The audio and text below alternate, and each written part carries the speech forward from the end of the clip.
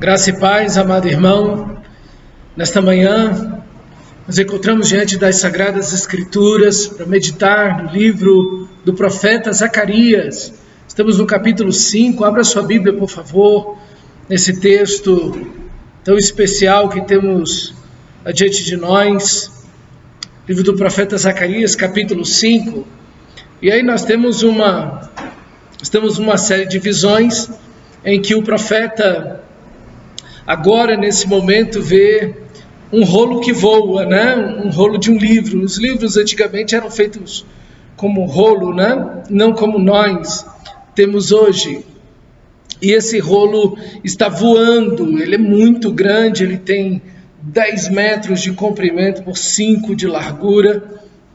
Então realmente é para mostrar a grandeza, a importância, o tamanho, a dimensão da palavra de Deus. E o livro, ele está carregado de maldições. Provavelmente a ideia ali de Deuteronômio, já no final do livro, quando Moisés fala das bênçãos e maldições decorrentes da obediência ou da desobediência à palavra de Deus.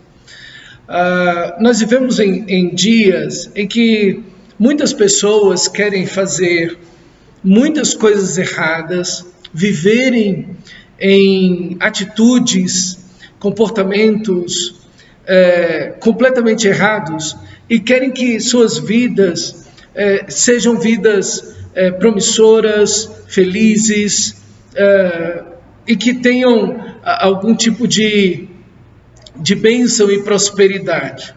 Mas existe uma lei da natureza que ela também se aplica à vida em todos os sentidos, que aquilo que você planta, você colhe.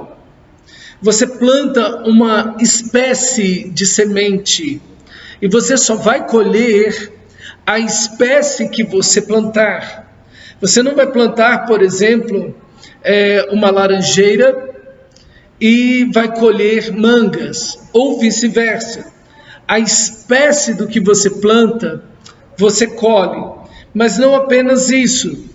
Aquilo que você planta é uma quantidade, mas aquilo que você semeia é de uma quantidade muito superior. E esse é um outro ponto. Se você planta coisas corretas, a obediência à palavra de Deus, as bênçãos serão muitas. Mas ao mesmo tempo, se você planta o pecado, as consequências, as maldições serão muitas também. Então veja, o pecado, por exemplo, de Davi, ele adulterou com Batseba. Foi uma única vez que ele se deitou com aquela mulher. Ele não passou dias ou meses, anos se relacionando com ela. Foi apenas uma única vez. Nós poderíamos dizer apenas uma vez. Mas veja o desastre que tudo aquilo resultou. A morte de Urias, a morte dos filhos do próprio rei Davi, toda a consequência que isso trouxe de violência, de imoralidade dentro da família de Davi. Então, você semeia uma quantia, seja do bem ou do mal, em pouca quantidade, mas saiba, você vai colher muito, do bem ou do mal. E o povo de Israel aqui, por muito tempo, plantou coisas muito erradas. E a consequência de tudo isso são as maldições. E aí nós temos esse rolo do livro voando, e ele está carregado de maldições, diz o texto sagrado. E de fato é o que nós precisamos rever na nossa vida. Israel estava colhendo as consequências da maldição, da desobediência, do orgulho, da idolatria, da imoralidade. Então Israel veio plantando isso por muito tempo, regando uma terra de pecado por muito tempo, sementes ruins, e então ele vai colher coisas muito ruins. E a pergunta que você tem que fazer é essa: quais são as sementes que você está plantando? O que é que você está fazendo com a sua vida, com suas palavras, com suas atitudes? Quais são as sementes que você tem plantado na sua vida? Saiba, de todas elas você vai colher. Nenhuma semente que você plantou vai deixar de frutificar para o bem ou para o mal. Que você possa se aproximar de Deus em arrependimento, dizendo: Deus, eu quero me arrepender diante de Ti. Eu tenho plantado sementes ruins e eu preciso mudar essa plantação. Eu preciso tirar essas sementes ruins e começar a plantar sementes boas. A semente da fidelidade é a semente que nós precisamos plantar, sermos fiéis ao Senhor. A semente da honestidade, da transparência, de sermos educados, da santificação, de uma vida ordenada financeiramente, relacionamentos saudáveis, ouvir, falar bem com as pessoas, aprender a relacionar e respeitar as pessoas de dentro da minha família, também no reino de Deus. Enfim, tudo isso tem consequências na nossa vida. Que você faça um balanço de quais são as sementes ruins que você tem plantado e que você possa mudar essa plantação. Para cada semente ruim que você plantou, que outras 4 ou 5 boas você plante. Que você pare de plantar sementes ruins e comece a plantar sementes boas, porque essas sementes se multiplicam. E justamente a próxima visão que nós temos aí, nós temos uma mulher que está sentada sobre mais ou menos uns 20 a 40 litros de semente seca. E aí veja a multiplicação dessas sementes. E essa mulher, ela está sentada numa panela, numa bacia, que está tampada com uma tampa de chumbo. Então veja como o pecado, ele toma dimensões terríveis, e é justamente o que Israel fez. Isso se multiplicou, e essa mulher e toda essa semente, ela mesma é chamada de iniquidade, ou de o pecado em si, que versículo 8, prosseguiu hoje: isso é a iniquidade. E ela queria sair dessas sementes, queria sair dessa panela, mas a tampa foi novamente colocada. E depois, então, 2 mulheres levam essa panela, essa cesta com essa tampa de chumbo para a Babilônia, para longe da nação de Israel. E o pecado é justamente assim. Ele se assenta na nossa vida, ele toma lugar e espaço em nossa vida, ele se multiplica na nossa vida.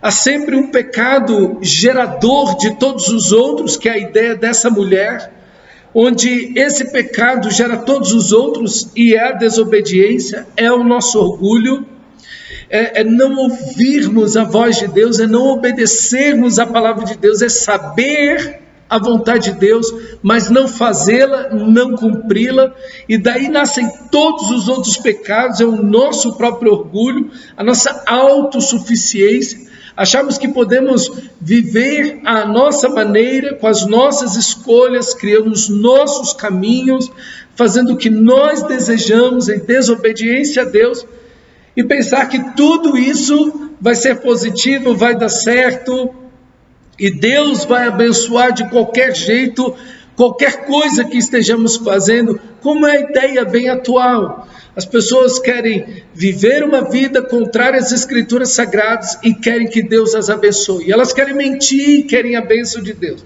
Elas querem adulterar e querem a bênção de Deus. Elas querem tratar mal as pessoas e querem a bênção de Deus. Elas querem ser felizes no pecado. Elas querem ser felizes na imoralidade, na pornografia, no adultério. Elas querem ser felizes no roubo, no engano, e achar que Deus vai abençoá-las. Não, Deus não abençoa os nossos pecados.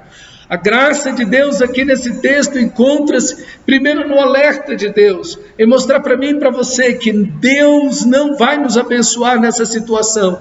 E o segundo ponto da graça de Deus é que Deus quer tirar isso e levar isso para bem longe da sua vida. É o que o texto nos mostra aí, que duas mulheres vêm e elas voam com asas muito poderosas e arrancam e levam isso para muito longe, para a terra do Sinar, que é um nome no Antigo Testamento, lá principalmente em Gênesis, para a Babilônia. Então a Babilônia, ela é um símbolo do pecado, ela é um símbolo também no livro de Apocalipse, né, é um símbolo da prostituta, a mãe de todas as prostituições da terra, lá em Apocalipse capítulo 17, o pecado não deve fazer parte do povo de Deus, isso deve ser levado para longe de você. O pecado não é algo que você deve negociar, brincar, jogar, ter um pouco na sua vida, uma pequena porção, não. Nós precisamos não nos conformar com este século, mas sermos transformados pela renovação da nossa mente. Não jogue com o pecado, não brinque com o pecado, analise as sementes que você tem plantado, meu irmão, e lance isso fora de você, né? Coloque uma tampa sobre tudo isso, e que essa tampa não saia, seja uma tampa de chumbo, não uma folha de papel, mas que de fato você possa sepultar o pecado na sua vida, que você possa enterrar isso e fazer morrer a sua natureza pecaminosa. Quanto mais você joga com o pecado, quanto mais você negocia com o pecado e você brinca com o pecado, mais escravizado, mais longe de Deus, mais afundado nas trevas, mais consequências do pecado virão sobre a sua vida.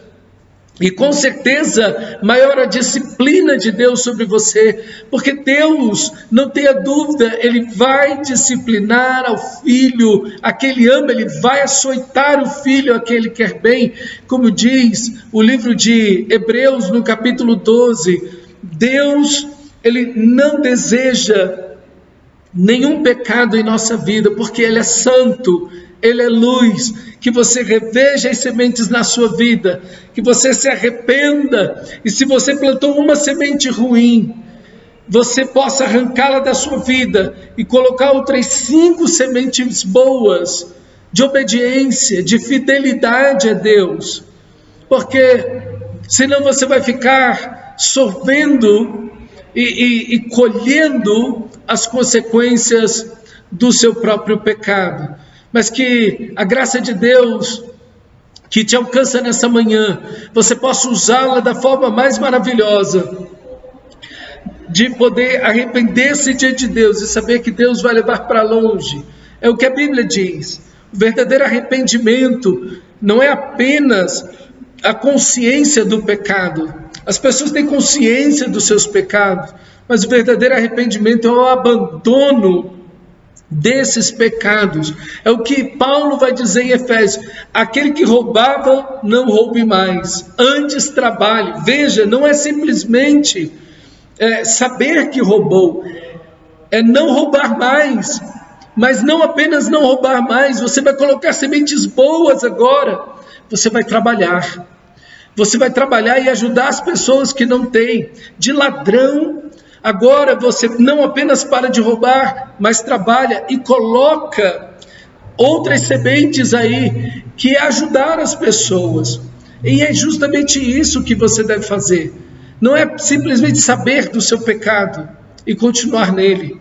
A Bíblia diz que aquele que confessa os seus pecados e os deixa, alcançará do Senhor misericórdia. Às vezes nós vivemos tanto tempo com um pecado, nós estamos tão acostumados com ele está tão presente na nossa vida, que ele se torna natural. É natural falar desse jeito, é natural agir desse jeito, é natural ver o que eu estou vendo, é natural usar as coisas como eu estou usando, é natural fazer comigo, ou com o meu corpo, ou com outras pessoas, aquilo que eu estou fazendo. Meu irmão, arrependa-se. Abandone o seu pecado, veja o pecado como de fato ele é pecado, mas para isso você precisa de olhar para a santidade de Deus. Enquanto você não olhar para a santidade de Deus, você só sabe o que é o pecado quando você vê a santidade de Deus, você só sabe o que é trevas quando a luz brilha sobre você. Às vezes as pessoas podem acostumar a viver sob a doença, e acostumam com aquela doença, e passam anos debaixo daquela doença, e convivem com a doença, e convivem com o mal, e convivem com a dor. E aquela dor e aquela doença passam a ser um estado natural na sua vida. Você só vai saber o que é doença no dia que você experimentar a saúde. Você só vai saber o pecado no momento que você olhar a santidade de Deus. Você só vai saber o que é as trevas quando você vê a glória da luz da santidade de Deus. Que você busque o Senhor em arrependimento, que você jejue diante de Deus e diga: Deus, isso aqui eu sei que é pecado, mas eu não vejo isso como pecado, isso aqui eu vejo como algo natural na minha vida. Deus, tem misericórdia de mim, que a tua palavra diz que isso é pecado, mas eu já não consigo mais ver isso como pecado.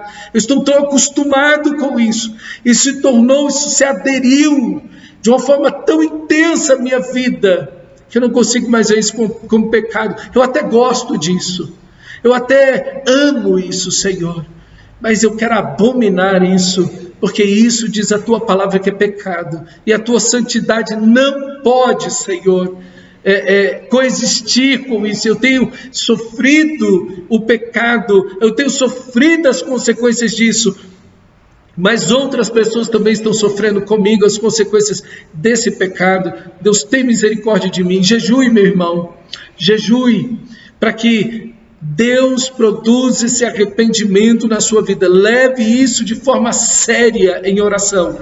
Pare de brincar com o pecado, será a sua ruína e a de todos os que estiverem perto de você. Olha a graça de Deus que quer levar isso para longe da sua vida.